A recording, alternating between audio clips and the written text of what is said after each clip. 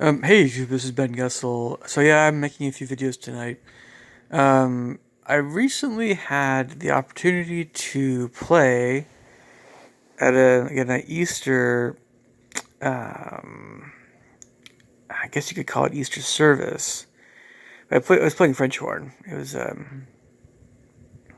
classical piece by Orlando de Losses. Orlando de Losses. I believe he's an Italian composer, but he's not right. I know his name is very familiar to me just from music history classes, but he's this was we're talking back in the 1500s and stuff. If I'm mistaken about his nationality, if he's not Italian, he may be Spanish, but I doubt it. I think he's actually Italian or French, but no, he's not French. He's probably Italian. I don't know. It's been a while, but I mean, the name is familiar. Anyway, so we were playing one of his pieces for again, it was a Lutheran church Easter service thing, not an actual church meeting specifically, but more of an evening Easter presentation kind of thing. And not I since I know I'm not Lutheran. There's only so much that I understand. I understand a lot, but I'm not Lutheran myself, so I there's only so much I could tell you guys about some of the ins and outs of that whole thing. But it was great to be playing in this small orchestra. It's a historically Danish Lutheran church in Seattle, and it was really great. It was awesome. I actually want to do that stuff more often. I really love playing church music. I had college professors that would sometimes comment to me that maybe I should be involved with church music or be a church composer or church, music minister or something, or work with the pastor, work with a bishop or and be the music director of and that's all great stuff. Really, I mean, in some respects, it has intrigued me. But the only thing is, this is where this is. I tried to explain this a little bit to one of the professors I had when I was younger, and that my religion, we don't pay anyone for these kinds of things, but you can always be in the employ of a different church and in some musical capacity, I suppose. So it's the way cookie crumbles. Mormons don't pay each other for playing the organ. It's a different deal. It's all volunteer. The only people that get paid in my church they're not really paid. It's just that their basic living expenses are taken care of. That would be a very small number of people in my church. It's just the apostles and prophets, and there's a few others, but it has, it's a sort of thing where their lives are totally occupied with something church related. So they can't have a job. It wouldn't work. So the church supports them. Anyway, aside from that, that's a different subject. So, but man, I love to do these church things. It's great. It feels great. Part of me, was thinking a little bit about my experience at the Lutheran Summer Music Camp back in 2006 in Mankato, Minnesota. And as churches go on the whole, I tend to think more positively about Lutherans overall compared to a lot of other folks. There are many reasons why, of course. I haven't really always been able to pin it down. I just know that, of course, there are more than one. It's like divisions within the Lutheran Church. Some are staunchly conservative and not as much into gay rights, and others are the opposite. But I didn't. That's beside the point. I didn't want to talk about that so much. I've had some buddies that have talked about that a little bit to me. But no, I just think really highly of this. There's certain churches that just seem to be great, have great people, and the Lutheran Church tends to be one of those kinds of churches, in my opinion. There are others. It sometimes depends on when it comes to things like Protestants in particular. We're talking about sometimes not necessarily, I know, religions or denominations, but we're talking sometimes about specific congregations at times. I get that. It just is kind of sometimes it all depends. And Lutherans are no exception, but the culture, the culture of the Lutheran Church, to me, is a lot more to my liking. There are others as well, like certainly Methodists, Presbyterians, Catholics in many respects, but really, I mean, like it's, but also there are others, and it's like was the Seventh-day Adventists. I love these folks, and a lot of people are really great. I've realized, regardless of course, which church they belong to. I've always known this, but the thing about the Lutherans, it sometimes always makes me rub my chin, is yes, I do like Scandinavia. Yes, I do like Germany and all that stuff. It's great. It's awesome. I have an interest in that area of the world, of course. That's a little bit more easy to understand for me regarding my interest in Lutheran Church and people. But it's to go a little deeper here. It's kind of like if you combine a lot of elements of, say, Catholicism, because Episcopalians are similar but different. But you're talking about an older culture from Europe, essentially, an older. It's old, especially talking about the Catholic Church. But but there are a lot of traditions, a lot of mannerisms, a lot of whatever that I think are really great, about Lutheran Church and the culture that surrounds it and everything, and part of my thinking is that this is it's hard to explain, but on the one hand, many people that became Mormon were from Northern Europe initially, and then a lot of people became Mormon that were American Indian, or more especially also large numbers of folks from Latin America. And then you just started having a lot of other people, like, African folks and of course, Polynesians even earlier on as well.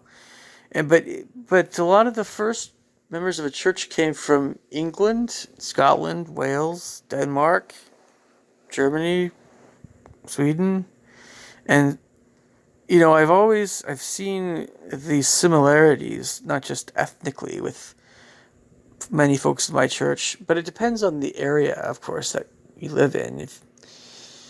If you live in Mexico, of course, you're going to be Mexican. If you live in Germany, there'd be a lot of Germans, even if not too many Mormons comparatively. But if you live in, of course, Minnesota, you're going to have lots of Lutherans, but the Mormons are probably going to be white, more or less. There's always exceptions, but I've seen the connections, the similarities between a lot of folks in my church and a lot of folks in other churches. In general, we're talking about Lutherans. I know this subject hits home for a lot of folks that are Scandinavian in particular. In particular, the Danes and Norwegians and Swedes. I know the subject is very, it's on their radars, because there are especially large numbers of Danish folks, people of Danish ancestry in Utah and Idaho, and of course Norwegians and Swedes and Finns and whatever, but Denmark in particular, and you have again that concentration of Norwegians and Swedes and other folks, Finns and Danes, in the Midwest, in Minnesota, and there was a time, in fact, when a lot of folks from the Lutheran Church went over to Utah to actually try to convert a lot of Mormons that were Danes. That was a long time ago. So, of course, when talking about these religious things, religion can be, of course, divisive, which is why I don't talk a lot about theology in my um, YouTube channel. I doubt it. It's like certain other subjects. It can be very divisive. So I've already done it a little bit already, maybe a little too much, but yeah, I mean, religion can divide people, including a lot of the people that make up my church and Lutheran Church, and I've always felt like it's a good idea to help us be more united via looking at what we have in common, looking at our common beliefs, looking at what music we enjoy. And it's not necessarily, I know I'm dwelling a little bit on this Northern European ethnic thing, but it's really, what I'm talking about is on some level, having stronger connections with different groups of people. It doesn't really matter that I'm talking about one area of the world or another. It's more the feeling that you want to be more connected with people that you just don't associate with as much because you're part of one group or another group. So I was talking to after playing at this Lutheran thing, I was talking with some folks afterward, and it was a blast. And I had to shout because it was such a loud place where I was at in Seattle. It was just kind of that kind of place. We were just trying to have a good time and everything. And I was talking to a guy. He was like I don't know, Asian, Japanese in a way, but more Taiwan-ish in his original ethnicity. But we were just talking, chatting, and this young man was, he just travels a lot, and I was telling him something that I had kind of mentioned to one of the parents of one of the girls I taught piano lessons to in the past. And I think I was telling this young man something that, again, I was not always able to articulate, but I was finally, and I feel more comfortable now articulating it, at least with folks from East Asia. And that is that there's a part of me that's always wanted to. I mentioned, Denmark and stuff. There's also part of me, amongst many other countries, it really is limitless.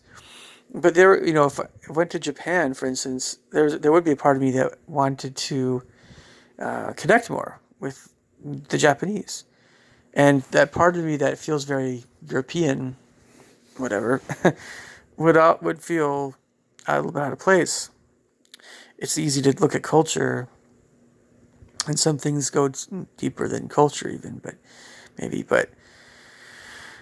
the Japanese are very conscious of their people, of their appearance, of their culture. It would probably be harder to fit in many respects. But I mentioned to this young man that I was like, with everybody I've known, I want to understand Asia better. I want to understand Japan better. I want to feel more connected with people from Japan and Korea and China and stuff. It hurts me a little bit. It's painful to feel separated from other people because of cultural differences. We all have different appearances. We can't really change that, but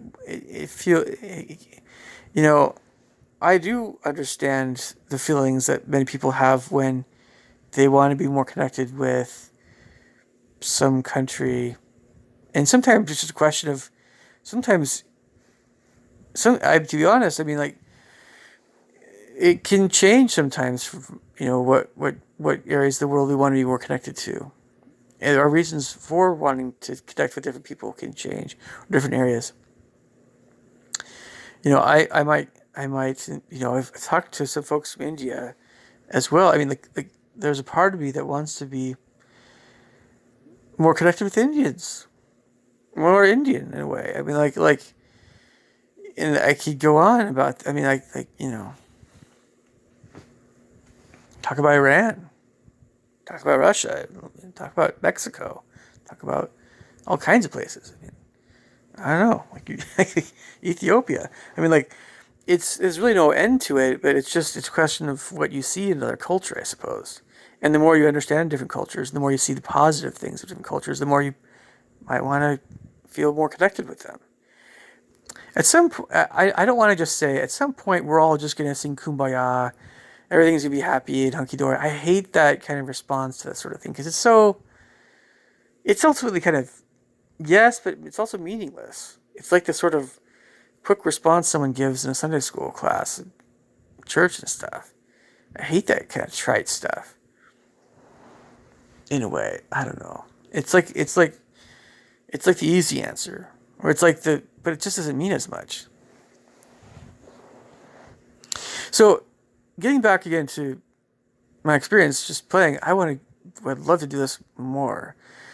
I love the feeling I have when I'm talking to someone in a different religion, where I feel like they want to feel more connected with me in a way, and I want to feel more connected with them.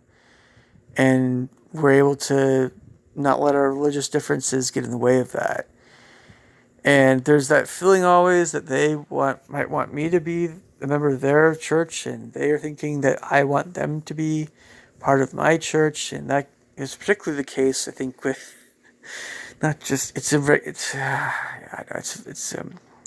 is kind of a Eurasian feeling, particularly, but gosh, man, Europeans, we pick up that stuff pretty quick. We tend to be not very. Anyway, it's always been my experience, but it's a Eurasian thing. I don't know. I don't know. I just, but it's when you only associate with people of your religion, you're missing out.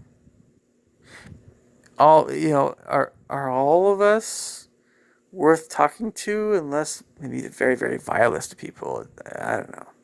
Not so much, but yeah, I mean, like, we're all great people, right? I think we all, it's great to get outside of your. It's not a comfort zone thing. It's just we don't always know how we can talk to these different kinds of people more. It's great when someone comes up to us. In this case, someone came up to me. I didn't go up to him. He came up to me. He wanted me to play, and I'm the most introverted person, one of the most introverted, quietest people that minds their own business that I know. I'm very content to just, blend in, not have nobody see me.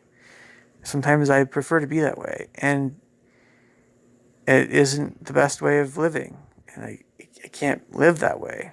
But it was nice to have someone help me not be that way.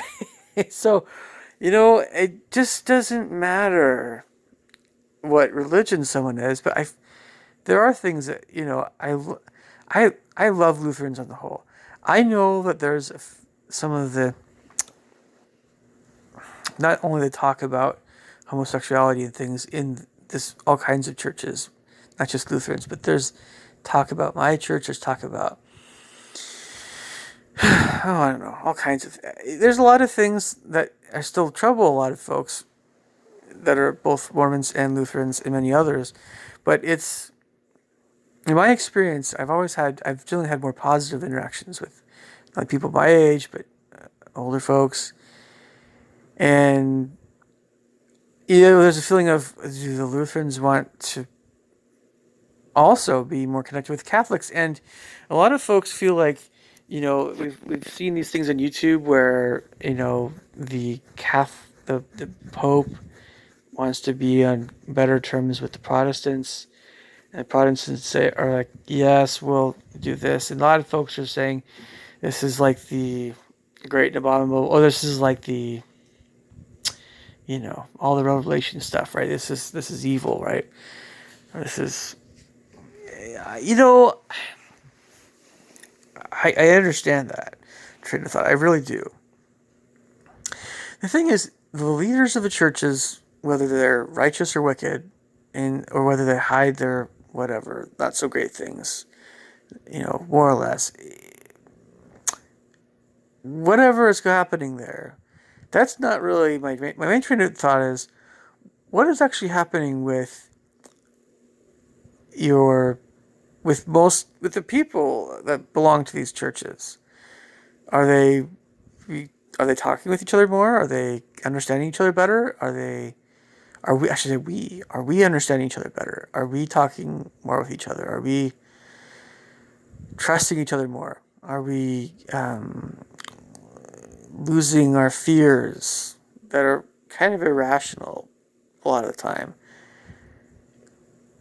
Take a Presbyterian, say, I know English grammar, right? Some lady who's getting fussy, right? The British side of her is very obvious, or Scottish, or whatever, I don't know. Kind of fussing about her garden. Presbyterian lady, hyacinth, right? From keeping up appearances. Or, I don't know, Anglican or something, Methodist. And she's neighbors with some Buddhist lady, Chinese lady. And they're kind of friends. They're trying to figure each other out a little bit. Chinese lady's trying to be really nice and polite, and the hyacinth lady is trying to be the most respectable woman on the on the block. The thing is when they start talking about things that matter more in their lives, come to understand each other better. Whatever the differences they had, don't matter as much. Ultimately, we all want to, I think, come to the point where we all have a common understanding of what is true. That might take a long time. I don't think any of us are really, I don't know. I think it's just a question of understanding other people better. And that takes time. And I think that the love we have for other people is the main thing that will unite us. I personally want Mormons and Lutherans and Catholics and Methodists and Presbyterians and everybody else that wants to be good to be united, to be much more united. That's what I want. But I know it's a really grandiose idea, but I think that's what I want. And it'll take a while, quite a while. And there's little things that will happen along the way, everybody's lives that will, I think, eventually go that direction. But you worry about losing uniqueness. Well, look, cultures and things have their uniquenesses. I'm always going to be very fond of certain countries, of all countries, in some level. Sure, it's just a question of how well I understand them. But it's just we worry, oh, we're going to lose something of value. No, anything that's true and that is of value will stick around. You don't lose something when you join a different church. If it's a church that's worth joining, and because whatever you belong to, or whatever brought you joy and meaning in life from some other church, whatever they believed in, if it really did increase your joy and meaning and meaningfulness in life, that the new church you join should also accept something as being worthwhile on some level if you still believe in it. Um, that's the way I see it. And so, you know, I don't know. So I was just, really happy to do this, and I would love to do this again. I just need to do this more. And some part of me wants to be, you know, um, I don't know. I think some Americans in general, just want to be more united with the folks that or either their ancestors from the same country that they came from, or we just sometimes as Americans we don't feel like we have a very unified culture in a certain way as well. Or I don't know. It's hard to explain. Sometimes, if you're in certain buildings, you might become kind of overcome with a sense of awe. And both Lutherans and Catholics, and their church buildings are very beautiful. And I think it's just, music, things like architecture and music and art and things really can be very, very powerful, and can really just be a force for good. So I think, it was a good thing that I went into the arts, and I might even consider other arts in the future, getting more into them as well. It's just, I don't know. In college, they just teach you all these things, how to get better at what you're doing. But they don't always teach you. It's hard to teach things like, so what is it that you write?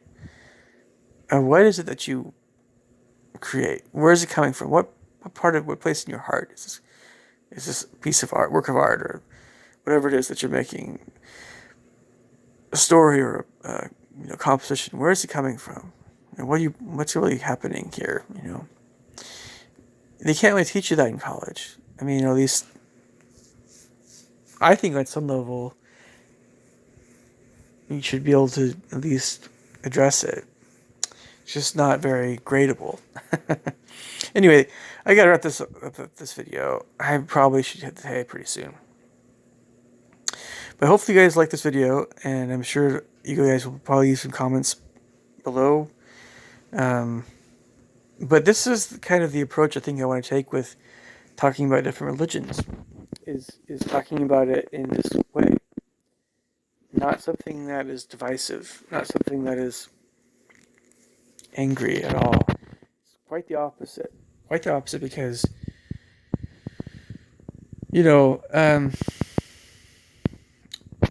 it's maybe harder to see this in a certain respect for religions that don't believe in Christ, but really,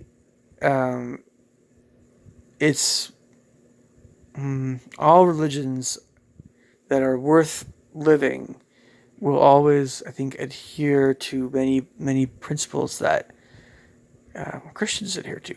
So, but anyway, I will catch you guys later. Take care. Bye.